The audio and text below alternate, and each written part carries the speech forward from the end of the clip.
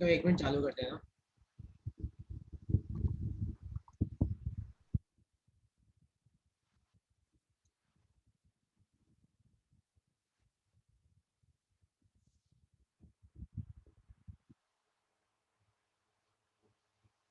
देखो हम लोगों ने परसों 3 प्रॉपर्टी पढ़ी थी, मैं तुम्हें तीनों प्रॉपर्टी रिवाइज करा था। तो प्रॉपर्टी नंबर 1 जो हमने पढ़ी थी, तो प्रॉपर्टी नंबर 1 ये बोलती है कि अगर मान लो आपके पास कोई चार्ज कंडक्टर है। चार्ज कंडक्टर का मतलब, मान लो आपने किसी कंडक्टर को चार्ज दे रखा है। मान लो चाहे कंडक्टर चार्ज हो न्यूट्रल हो, फर्क नहीं पड़ता, लेकिन एक कंडक्टर के अंदर जो नेट इलेक्ट्रिक फील्ड होती है वो हमेशा क्या होती है? जीरो होती है। तो ये इलेक्ट्रोस्टैटिक्स की प्रॉपर्टी है। तो एक सबसे पहले प्रॉपर्टी हमने ये पढ़ी थी इलेक्ट्रोस्टैटिक्स की, कि net electric field inside a charge conductor will always be zero. पहली प्रॉपर्टी मैं तुम्हें कौन सी पढ़ाई थी? ये वाली। फिर मैं तुम्हें एक और प्रॉपर्टी पढ़ाई थी, वो थी प्रॉपर्टी नंबर 2। प्रॉपर्टी नंबर 2 क्या बोलती है? कि अगर मान लो कोई चार्ज कंडक्टर है, तो electric field lines charge conductor के सरफेस पे क्या होती है? परपेंडिकुलर होती है। तो electric field lines are perpendicular to the surface of a charged conductor, है ना। अगर मान लो पॉजिटिव है तो बाहर की तरफ, और यही मान लो आपका सरफेस नेगेटिव चार्ज है, तो आपकी इलेक्ट्रिक फील्ड लाइंस कहाँ पे होती है? अंदर की तरफ होती है। ठीक है। और एक तीसरी प्रॉपर्टी मैंने तुम्हें और पढ़ाई थी, प्रॉपर्टी नंबर 3। वो क्या थी याद है? कि एक कंडक्टर के अंदर एक्सेस चार्ज नहीं रह सकता। जैसे मान लो कि अगर आपने किसी भी कंडक्टर को मान लो पॉजिटिव चार्ज दिया, तो आपका चार्ज कहां पे भाग जाएगा? सरफेस पे। तो आपका चार्ज कहां पे जाके इकट्ठा हो जाएगा? सरफेस पे जाके इकट्ठा हो जाएगा। तो सरफेस पे क्या आ जाएगा? आपका पॉजिटिव चार्ज आ जाएगा। तो एक कंडक्टर के अंदर एक्सेस चार्ज नहीं रोक सकता। तो आप कंडक्टर के अंदर कोई भी चार्ज दोगे तो वो भाग के कहां चला जाएगा? सरफेस पे चला जाएगा। कहां चला जाएगा? सरफेस पे। अगर यही मान लो आपने कंडक्टर को नेगेटिव चार्ज दिया, तो भी नेगेटिव कहां भाग के चला जाएगा? सरफेस पे। और कहां जाता है? आउटवर्ड सरफेस पे, बाहर वाले पे, अंदर वाले पे नहीं आता है ना। किसी को अब तक इन 3 प्रॉपर्टीज में कोई भी डाउट है तो तुम मुझसे पूछ सकते हो यार। इन तीनों प्रॉपर्टी में कोई डाउट है तो पूछ सकते हो।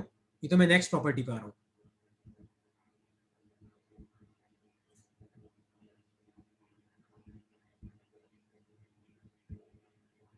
ओके, तो लिखो अपनी कॉपी में, नेक्स्ट लिखो प्रॉपर्टी नंबर 4। Property number 4। और प्रॉपर्टी नंबर 4 क्या लिखो अपनी कॉपी में? Electric potential, electric potential inside and on the surface of a charged conductor is constant, is constant। तो चौथी प्रॉपर्टी क्या बोलती है? कि electric potential inside and on the surface of a charge conductor is constant. इसका मतलब यह है कि सपोज करो कि आपके पास कोई चार्ज कंडक्टर है। मान लो आपके पास कोई चार्ज कंडक्टर है, और कंडक्टर के सारा चार्ज कहां पे होता है? सरफेस पे होता है। तो याद रखना कि एक कंडक्टर के अंदर और सरफेस पे सब जगह पोटेंशियल की वैल्यू क्या होती है? सब जगह पोटेंशियल की वैल्यू क्या होती है? बराबर होती है। जैसे मान लो अंदर यहां पे वी है, तो सरफेस पे भी कितनी होगी? वी। सब जगह, मतलब अंदर और सरफेस पे सब जगह आपके पोटेंशियल की वैल्यू क्या होती है? सेम होती है। तो इस पूरे कंडक्टर के अंदर और सरफेस पे सब जगह क्या है? सेम। और ये प्रूव कैसे करते? देखो, इसको ऐसे प्रूव करते हैं। याद है मैंने तुम्हें एक रिलेशन पढ़ाया था, E equal to minus dV upon d r. लेकिन एक कंडक्टर के अंदर इलेक्ट्रिक फील्ड तो क्या है? जीरो। तो E अगर जीरो है तो डीवी अपॉन डी आर भी क्या हो जाएगा? जीरो। और आप मुझे बताओ, dV upon d r zero है, इसका मतलब V क्या है? इसका मतलब V क्या है? कांस्टेंट है। याद है? क्योंकि किसी भी चीज का डिफरेंशिएशन जीरो कब होता है? जब वो चीज क्या आती है? कांस्टेंट। किसी भी कांस्टेंट का डिफरेंशिएशन क्या होता है? जीरो। तो याद रखना कि एक कंडक्टर के अंदर, आप कोई भी पॉइंट लो कंडक्टर के अंदर या कंडक्टर के सरफेस पे, सब जगह पोटेंशियल सेम होता है। चाहे वो पॉइंट कंडक्टर के अंदर हो या सरफेस पे हो, सब जगह पोटेंशियल क्या होता है? सेम होता है। लिख लो।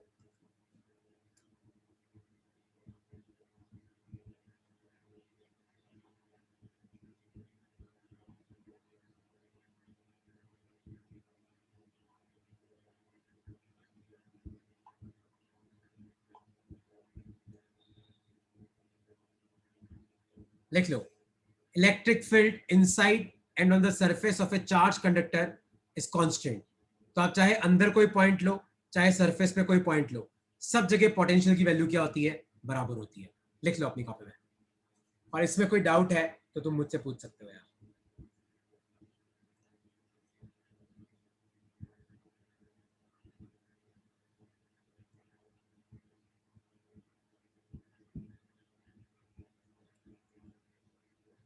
अरे वो कैपेसिटर था वंश।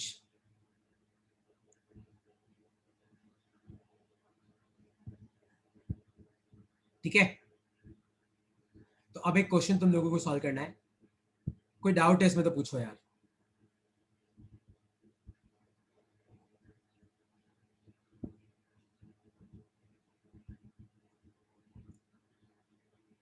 ओके, कोई डाउट नहीं है तो एक क्वेश्चन है तुम्हारे लिए। क्वेश्चन ये है, ध्यान से सुनो। सपोज करो कि हमारे पास एक कंडक्टर है, मान लो ऐसा एक कंडक्टर है, और मान लो कि इस कंडक्टर को मैंने पॉजिटिव चार्ज दे रखा है। क्या दे रखा है मैंने? इस कंडक्टर को मैंने पॉजिटिव चार्ज दे रखा है। और सपोज करो कि यहां पे कोई पॉइंट है ए, और मान लो यहां पे कोई पॉइंट है बी, और मान लो कि यहां पे बीच में कोई पॉइंट है सी। तो आपको बताना है कि इन चारों में से कौन सा ऑप्शन करेक्ट है, ए बी सी डी में से। V A equal to V B equal to V C, V A greater than V B greater than V C, V C greater than V B greater than V A, या फिर none of this. सोचो क्या होगा इसका answer.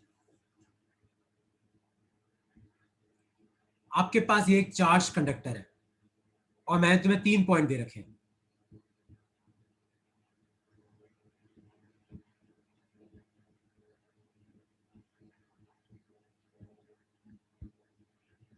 Correct, इसका answer A होगा।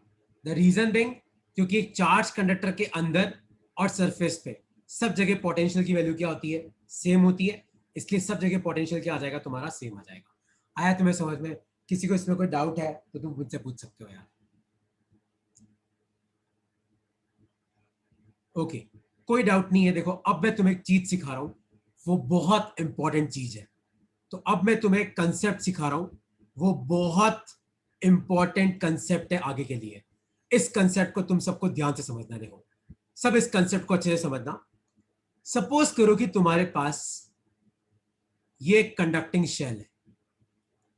मान लो कि तुम्हारे पास ये कंडक्टिंग शेल है, और मान लो कि शेल के बीच में मैंने यहां पे 5 कूलम का चार्ज रखा हुआ है।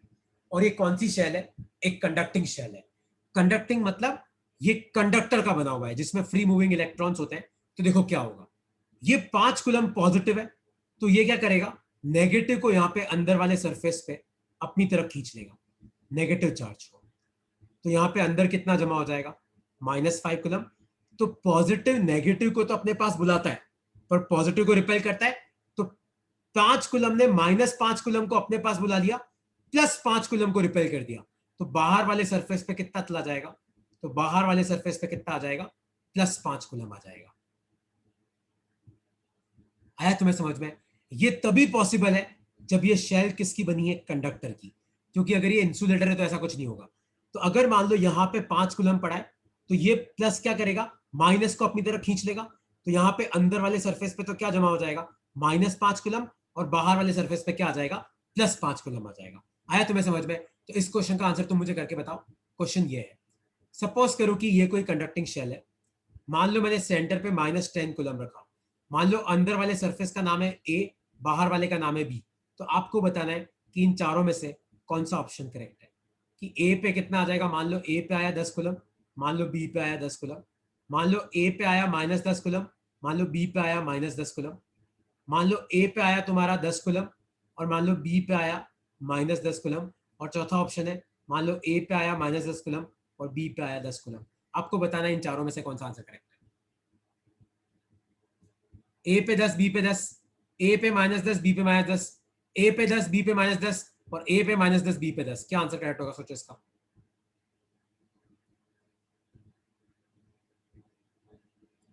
यहां पे सेंटर पे -10 है। नेगेटिव क्या करता है, क्या करता है नेगेटिव, पॉजिटिव को अपने पास बुलाता है। तो -10 क्या करेगा, यहां पे कितना इंड्यूस करेगा, तो ये -10 क्या करेगा, यहां पे +10 कूलम बुला लेगा। तो नेगेटिव ने पॉजिटिव को अपने पास बुलाया और नेगेटिव को रिपेल कर दिया, तो बाहर कितना चला गया, -10। आया तुम्हें समझ में कि नहीं समझ में आया? तो इस तरीके से करते हैं। कोई डाउट है तो मैं तो पूछ रहा यार। ओके, कोई डाउट नहीं है तो अब तुम ध्यान से सुनना। अगर मान लो मैं तुम्हें ये वाला क्वेश्चन पूछूं, रानू कहां पे दिक्कत है बेटा?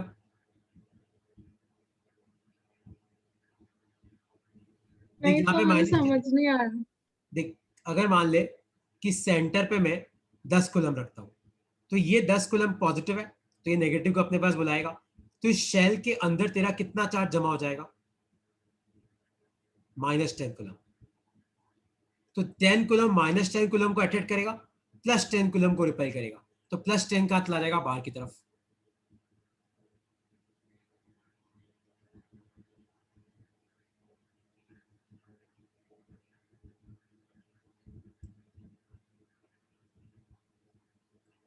ठीक है, अब जैसे मान लो कि क्वेश्चन ऐसा आता है, सपोज करो मैं तुम्हें बोलूं कि क्वेश्चन ऐसा आता है, इस क्वेश्चन को तुम लिखोगे नहीं, सिर्फ समझोगे, अगला तुम्हें सॉल्व करना है। सपोज करो कि ये कोई शेल है, मान लो इस शेल का नाम है ए, और मान लो इस शेल को मैंने पहले से ही 20 कूलम दे रखा है, पहले से ही 20 कूलम, और मान लो कि फिर मैं इसके सेंटर पे लाके 10 कूलम और रखता हूं। अब मेरा क्वेश्चन है, फाइंड चार्ज डिस्ट्रीब्यूशन। ठीक है, if shell A has charge of 20 coulomb, तो शेल ए पे पहले से ही 20 कूलम का चार्ज है। तो अब आपको बताना है कि चार्ज डिस्ट्रीब्यूशन कैसा होगा। देखो, एक बात याद रखना, अगर सेंटर पे 10 कूलम है ना बीच में, तो ये 10 कूलम तो यहाँ पे कितना खींचेगा। एक बात पक्की कि यहाँ पे 10 है, तो यहाँ पे कितना जमा हो जाएगा, -10, और +10 बाहर जाएगा। लेकिन इसके पास पहले से 20 था, तो 10 + 20 बाहर कितना आ गया, 30 कूलम आ गया।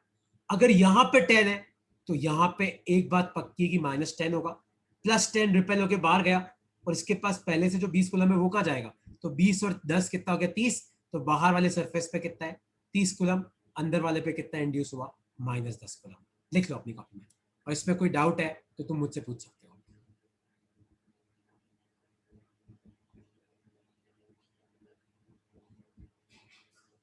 अरे -10 कूलम और +10 कूलम आए कहाँ से?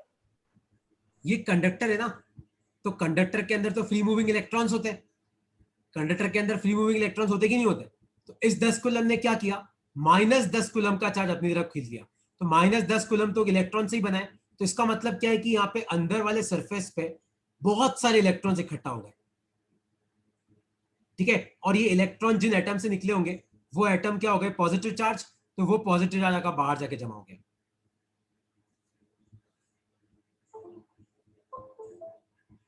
आया समझ में कि नहीं समझ में आया?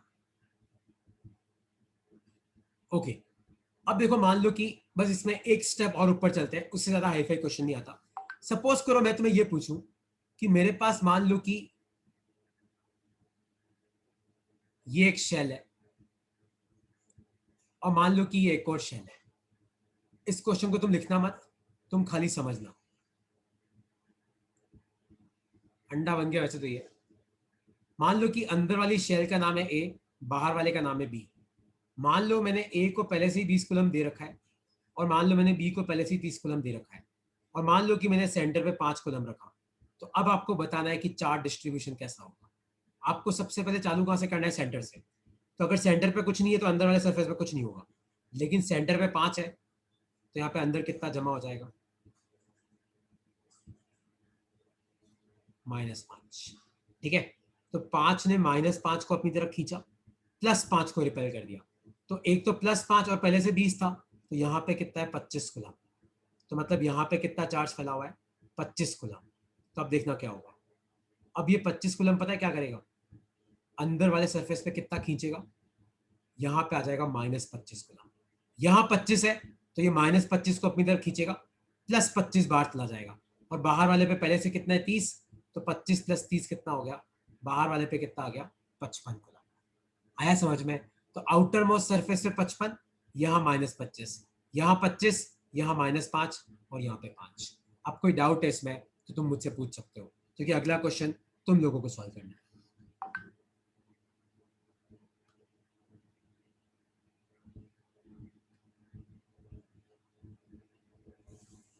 ओ भाई साहब, डाउट है क्या किसी को? तहसीन, संयम, भानु, तनु, दिशा, डाउट है तो पूछो मेरे से कि नहीं सर नहीं समझ में आया। रानू,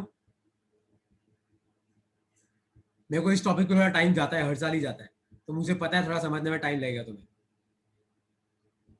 तो ठीक है, एक क्वेश्चन तुम सब करोगे, अब एक क्वेश्चन तुम सब करो, तुम सबका टॉपिक खत्म हो जाएगा। ये लिखना मत, ये वाला मैंने इसकी लैंग्वेज नहीं लिखवाई है, तो अगले क्वेश्चन की लैंग्वेज लिखो अपनी कॉपी में। 2 shells A and B have charge of 10 coulomb and -10 coulomb and placed as shown in figure। जैसा मतलब इस चित्र में बताया गया है, find charge distribution on all surfaces. तो जितने भी सरफेसेस हैं उन सब पे चार्ज कैसे डिस्ट्रीब्यूट होगा आपको वो बताना है। तो देखो, ये आपका शेल ए है, ये आपका शेल बी है। शेल ए के पास पहले से 10 कूलम है, शेल बी के पास -10 कूलम है, और सेंटर पे मैंने 10 कूलम और रख दिया। तो अब आपको बताना है कि यहाँ अंदर वाले पे कितना होगा, यहाँ कितना होगा, यहाँ कितना होगा, यहाँ कितना होगा। ट्राई करो, करो सॉल्व करो, क्या आएगा तुम सबका आंसर, और खत्म करो इस टॉपिक को यहाँ पे।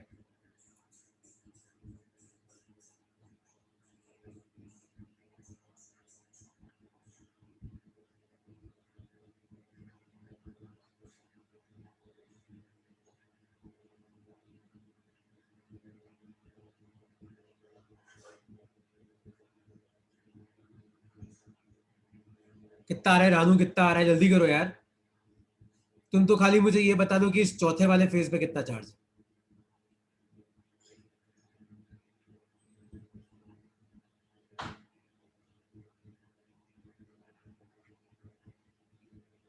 देखो कैसे करेंगे, सेंटर पे 10 कूलम है तो यहाँ -10 कूलम है, इसमें तो कोई दो राय नहीं है। पहले से ही अपन ने 10 दे रखा है, तो इस पे कितना आ गया 20, तो यहाँ पे कितना आ जाएगा -20, तो यहाँ पे वापस कितना आएगा 20 कूलम, और 20 में से 10 पहले से था, तो कितना बचा 10 कूलम। तो ये आपका आंसर है।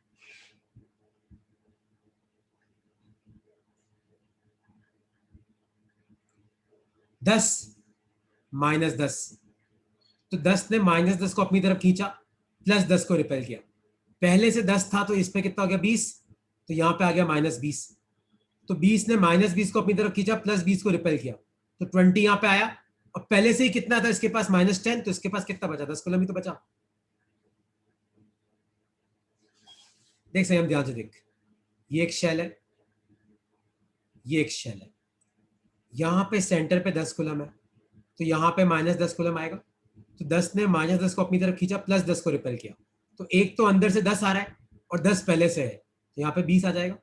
ये 20 -20 को अपनी तरफ खींचेगा, +20 को बाहर भगाएगा, तो बाहर आएगा +20, लेकिन पहले से ही बाहर कितना है -10, तो 20 -10, तो बाहर वाले पे कितना बचा 10 कूलम बचा।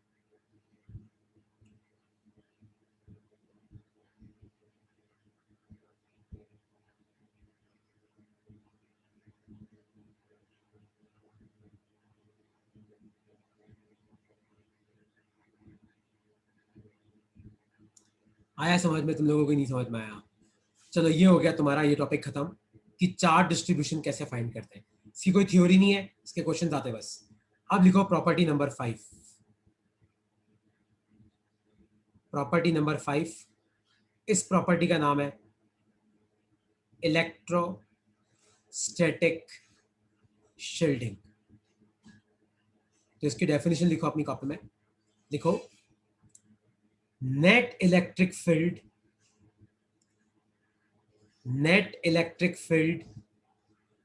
inside a cavity in a charged conductor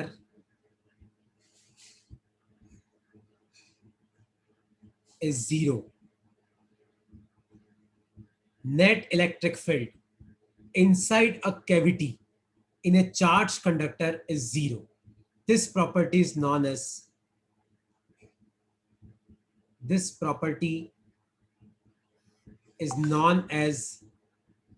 electrostatic shielding. इस प्रॉपर्टी को हम क्या बोलते हैं? इलेक्ट्रोस्टैटिक शील्डिंग बोलते हैं. इसका मतलब क्या है? इसका मतलब यह है कि सपोज करो कि आपके पास कोई ये चार्ज कंडक्टर है और मान लो कि इसके अंदर कोई कैविटी है. कैविटी मतलब दांतों में कैविटी होती है ना, मान लो इसके अंदर कैविटी मतलब खोखला है और मान लो कि मैंने इस कंडक्टर को चार्ज दे रखा है. तो आपको भी पता है कि अपन कंडक्टर को जो भी चार्ज देते हैं वो कहाँ जाता है? आउटवर्ड सरफेस पे जाता है, अंदर तो रहता ही नहीं है. तो याद रखना इस कैविटी के अंदर आपकी इलेक्ट्रिक फील्ड कितनी होगी? 0 होगी. लिख लो अपनी कॉपी में. Net electric field inside a charge conductor in a cavity is 0. लिख लो अपनी कॉपी में. और इसमें कोई डाउट है तो तुम मुझसे पूछ सकते हो.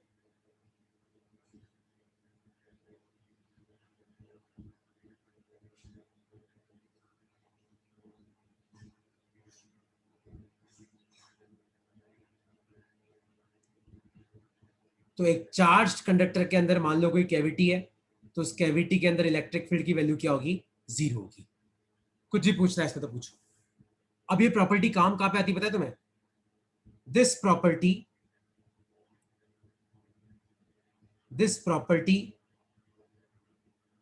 is used to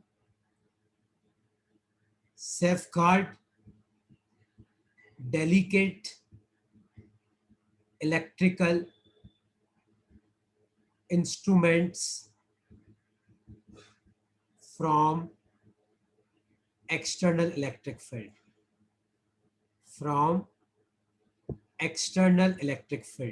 तो ये प्रॉपर्टी पता है क्या काम आती है? अगर मान लो आपके पास कोई इलेक्ट्रिकल इंस्ट्रूमेंट है जो मान लो इलेक्ट्रिक फील्ड से खराब हो जाएगा, तो आप क्या करो? इंस्ट्रूमेंट को एक मेटल के डब्बे में रख दो, क्योंकि अगर मेटल का डब्बा चार्ज है तो भी अंदर इलेक्ट्रिक फील्ड 0 है, मेटल का डब्बा पर चार्ज नहीं है तो भी अंदर इलेक्ट्रिक फील्ड 0 है, तो उस तक कोई इलेक्ट्रिक फील्ड पहुंच ही नहीं पाएगी. तो this property is used to safeguard delicate electrical instruments from external electric field. तो आपके पास कोई मेटल का डब्बा है, तो उसके अंदर कोई कैविटी है, उसके अंदर इंस्ट्रूमेंट रख दो, तो बाहर वहां पे इलेक्ट्रिक फील्ड तो 0 है, तो आपके इंस्ट्रूमेंट का कुछ बिगड़ेगा ही नहीं. तो इलेक्ट्रोस्टैटिक शील्डिंग क्या बोलती है कि कोई भी चार्ज कंडक्टर के अंदर कोई कैविटी है तो उस कैविटी के अंदर इलेक्ट्रिक फील्ड क्या होती है? 0. इस प्रॉपर्टी को हम बोलते हैं इलेक्ट्रोस्टैटिक शील्डिंग. ये प्रॉपर्टी क्या काम आती है? ये ऐसे इंस्ट्रूमेंट को बचाने के काम आती है जो मान लो इलेक्ट्रिक फील्ड से खराब हो जाए तो उनको मेटल के डब्बे में रखना चाहिए. आया समझ में कि नहीं समझ में आया?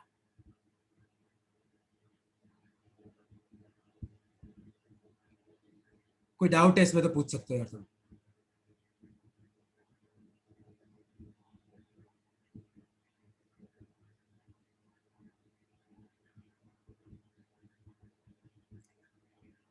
देख वंश, एक चार्ज कंडक्टर के अंदर अगर मान ले कोई कैविटी है तो उस कैविटी में इलेक्ट्रिक फील्ड कितनी होती है? 0. तो अगर मान ले तुझे किसी चीज को बचाना है इलेक्ट्रिक फील्ड से, तो तू उसको कैविटी में रख दे, क्योंकि कैविटी के अंदर कभी इलेक्ट्रिक फील्ड नहीं होती है.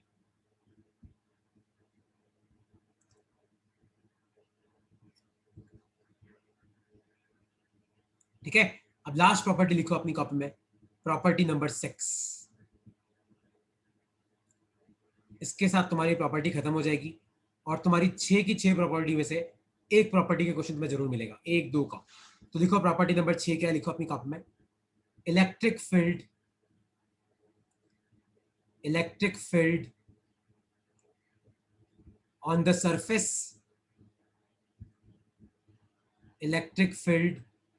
on the surface of a charged conductor is sigma by epsilon naught. लिख लो अपनी कॉपी में कि एक चार्ज्ड कंडक्टर के सरफेस पे इलेक्ट्रिक फील्ड की वैल्यू कितनी होती है? Sigma upon epsilon naught. तो electric field on the surface of a charged conductor is sigma upon epsilon not.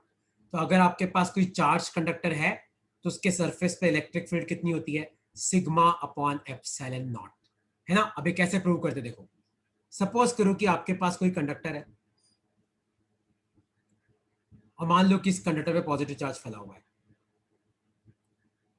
और मान लो कि इसकी चार्ज डेंसिटी सिग्मा है. तो मैंने तुम्हें क्या सिखाया कि इलेक्ट्रिक फील्ड कहाँ होती है, बाहर की तरफ होती है। और मान लो कि ये आपका कंडक्टर है, तो अंदर तो आपकी इलेक्ट्रिक फील्ड क्या होती है, जीरो होती है। कंडक्टर के अंदर तो कोई इलेक्ट्रिक फील्ड होती ही नहीं है, जो इलेक्ट्रिक फील्ड है वो बाहर होती है। तो मान लो कि इसकी चार्ज डेंसिटी सिग्मा है, तो अगर तुम भूल गए हो तो सिग्मा बेसिकली क्या होता है, चार्ज अपॉन एरिया होता है। तो चार्ज को अपन क्या लिख सकते हैं, सिग्मा इंटू एरिया लिख सकते हैं। ये आपकी इक्वेशन नंबर 1।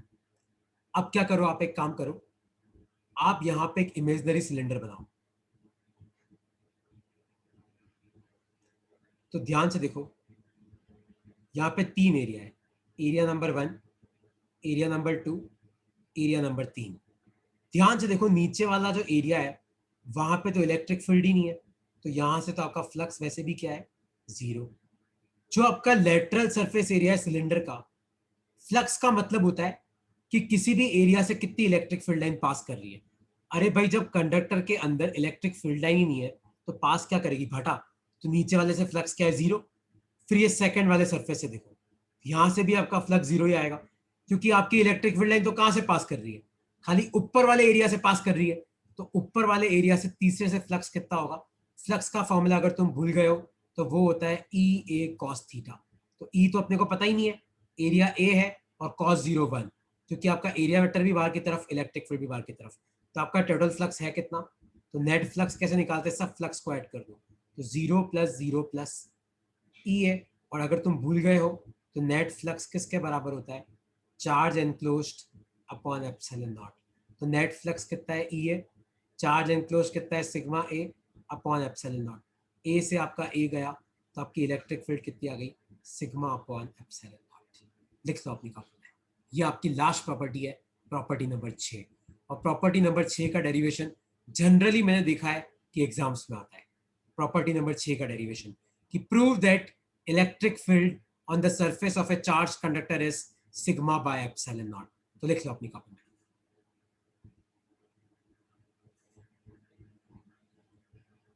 तो एक चार्ज कंडक्टर के सरफेस पे इलेक्ट्रिक फील्ड कितनी होती है, सिग्मा अपॉन एप्सिलॉन नॉट।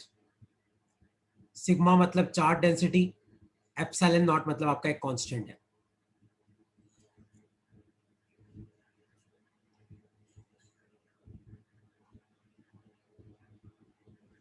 कोई डाउट है इसमें तो आप पूछ सकते हो यार।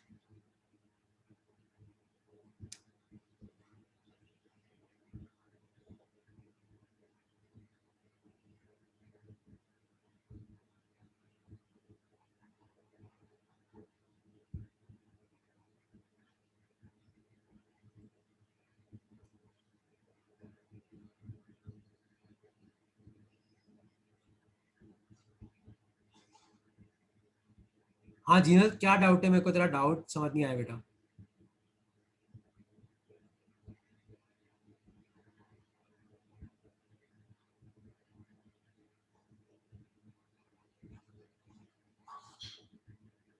एक बार रिपीट कर दूं, मैं वापस कर देता हूँ। देखो, मैं वापस तुम लोगों को एक्सप्लेन कर देता हूँ। सपोज करो कि हमारे पास कोई चार्ज कंडक्टर है, मान लो उसे पॉजिटिव चार्ज फैला हुआ है।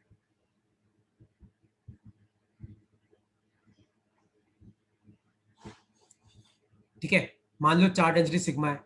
तो मैंने तुम्हें क्या सिखाया कि electric field is perpendicular to the surface, और पॉजिटिव चार्ज है तो इलेक्ट्रिक फील्ड कहाँ होगी, बाहर की तरफ। फिर मेरा डेरिवेशन ये है कि इलेक्ट्रिक फील्ड की वैल्यू होगी कितनी। तो आप क्या करो, यहाँ पे एक इमेजनरी सिलेंडर बना। देख, नीचे वाले से तो फ्लक्स क्या है, नीचे वाले एरिया से फ्लक्स क्या है, जीरो, क्योंकि वहां पे इलेक्ट्रिक फील्ड लाइन पास ही नहीं कर रही है। इधर से भी तेरा फ्लक्स क्या हो जाएगा, जीरो, क्योंकि फ्लक्स का मतलब होता है इलेक्ट्रिक फील्ड लाइन का पास होना। इधर से भी पास नहीं कर रही, आपकी इलेक्ट्रिक फील्ड लाइन खाली कहां से पास कर रही है, ऊपर वाले एरिया से। तो यहां से फ्लक्स कितना हो जाएगा, फ्लक्स का फॉर्मूला होता है ई ए कॉस थीटा। तो इलेक्ट्रिक फील्ड तो नहीं है, एरिया मान ले ए, कॉस 0 1। कॉस 0 1 कैसे होगा, देख एरिया वेक्टर भी बाहर की तरफ, इलेक्ट्रिक फील्ड भी बाहर की तरफ। तेरा नेट फ्लक्स कितना है, देख ई है, और नेट फ्लक्स क्या होता है, charge enclosed upon epsilon naught. तो चार्ज एनक्लोज तो कितना आ जाएगा, sigma A upon epsilon naught. A से ए गया तो इलेक्ट्रिक फील्ड कितनी आई, सिग्मा अपॉन एप्सिलॉन नॉट।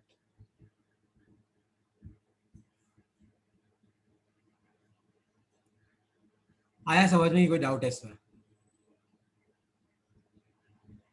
तो मैं तुम्हें 6 प्रॉपर्टी पढ़ाई अब तक, उन 6 प्रॉपर्टी में कोई भी डाउट है तो तुम मुझसे पूछ सकते हो, नहीं तो फिर मैं आगे बढ़ रहा हूँ यार।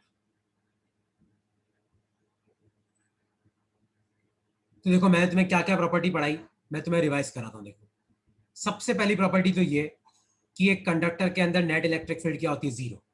तो कोई भी चार्ज कंडक्टर है तो चार्ज कंडक्टर के अंदर चार्ज हो या न्यूट्रल हो, ऐसा नहीं कि सर न्यूट्रल के अंदर क्या होगा, चार्ज के अंदर भी जीरो होती है और न्यूट्रल के अंदर भी नेट इलेक्ट्रिक फील्ड जीरो ही होती है। फिर दूसरी प्रॉपर्टी थी कि आपकी जो इलेक्ट्रिक फील्ड लाइंस होती है वो कंडक्टर के सरफेस के परपेंडिकुलर होती है, पॉजिटिव है तो बाहर की तरफ, नेगेटिव है तो अंदर की तरफ।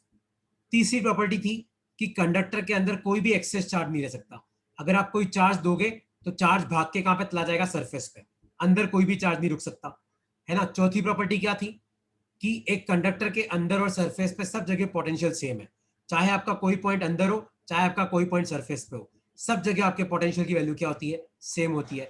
फिर मैं तुम्हें चार्ज डिस्ट्रीब्यूशन सिखाया था, और फिर अगली प्रॉपर्टी मैंने तुम्हें क्या सिखाई थी, वो थी इलेक्ट्रोस्टैटिक शील्डिंग।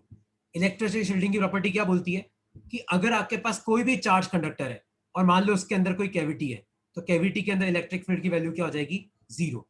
कैविटी के अंदर इलेक्ट्रिक फील्ड नहीं होती है। और इस प्रॉपर्टी का फायदा क्या है कि अगर आपके पास कोई इलेक्ट्रिकल इंस्ट्रूमेंट है जिसको आपको बाहर की इलेक्ट्रिक फील्ड से बचाना है तो आप उसको कैविटी में रख दो। और लास्ट प्रॉपर्टी ये है कि एक कंडक्टर के सरफेस पे इलेक्ट्रिक फील्ड कितनी होती है, सिग्मा बाय एप्सिलॉन होती है ना।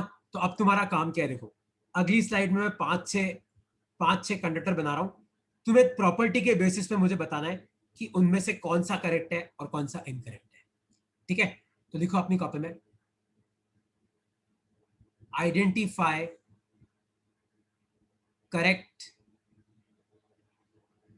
कॉन्फ़िगरेशन। तो प्रॉपर्टीज को दिमाग में रखते हुए तुम्हें बताना है कि इनमें से कौन से करेक्ट कॉन्फ़िगरेशन है। ए, मान लो ये कोई स्फीयर है, मान लो ये कोई स्फीयर है, और मान लो ये मेटल वायर से कनेक्टेड है, और मान लो कि इस पे पॉजिटिव चार्ज है, इस पे भी पॉजिटिव चार्ज फैला हुआ है।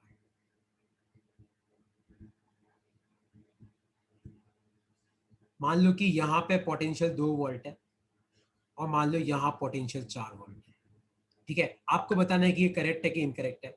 दूसरा, सपोज करो कि तुम्हारे पास ये एक चार्ज कंडक्टर है और मान लो कि इस पे नेगेटिव चार्ज फैला हुआ है। क्या फैला हुआ है, इस पे नेगेटिव चार्ज फैला हुआ है। तो आपको बताना है कि क्या ये कॉन्फ़िगरेशन करेक्ट है कि इनकरेक्ट है। तीसरा, सपोज करो मैं तुम्हें बोलूं कि ये आपके पास कोई कंडक्टर है जिसपे पॉजिटिव चार्ज फैला हुआ है, और मान लो कि इस कंडक्टर के अंदर कोई कैविटी है, कैविटी मतलब अंदर एक होल है, ठीक है। और मान लो कि अंदर आपकी इलेक्ट्रिक फील्ड इस तरीके से, और डी है, हाँ ठीक है। इन तीनों में से बताओ कौन सा करेक्ट है और कौन सा इनकरेक्ट है, इन तीनों में से बताओ रानू, क्या होगा इसका आंसर, इनमें से कौन सा करेक्ट है और कौन सा इनकरेक्ट है।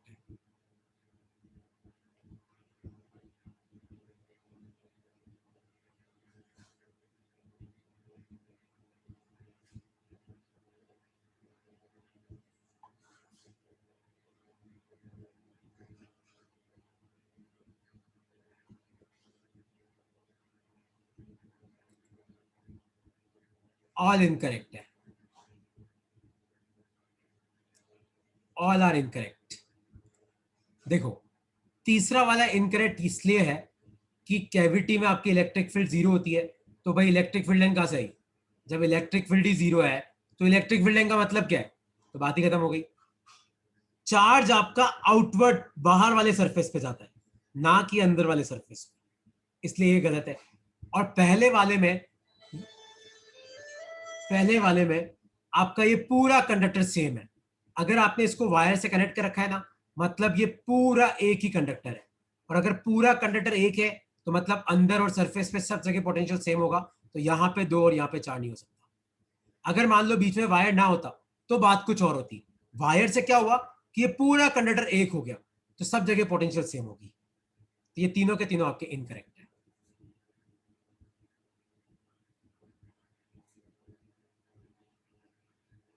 ठीक है, चलो नेक्स्ट क्लास में हम लोग कैपेसिटेंस चालू करेंगे। इसमें अब किसी को कोई डाउट है तो तुम मुझसे पूछ सकते हो यार।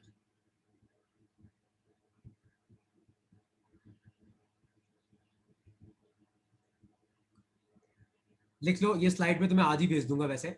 और मैंने प्रॉपर्टीज के ऊपर बहुत अच्छे 2 क्विज बना रखे हैं। मतलब मैं सही में चाहता हूँ कि तुम वो सब क्विज सबमिट करो। अरे मान लो आधे गलत हो जाए यार, क्योंकि देखो साल के एंड में एमसीक्यूज पक्का आने वाले और तुम्हारे इंटरनल नंबर बहुत मैटर करते हैं। तो इंटरनल नंबर भी कम मत होने देना, है ना। तो एमसीक्यू प्रैक्टिस करो, कंसेप्ट के क्वेश्चन प्रैक्टिस करो तुम लोग।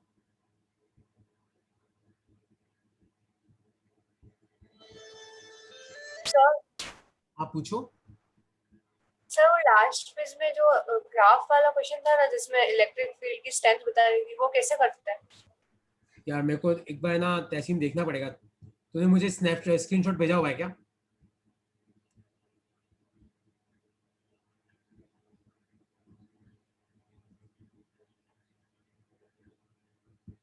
तुम में से जिसने भी मुझे डाउट्स भेजे हुए ना क्विज के, मैं तुम्हें आज रात को या कल सुबह तक रिप्लाई कर दूंगा। ओके।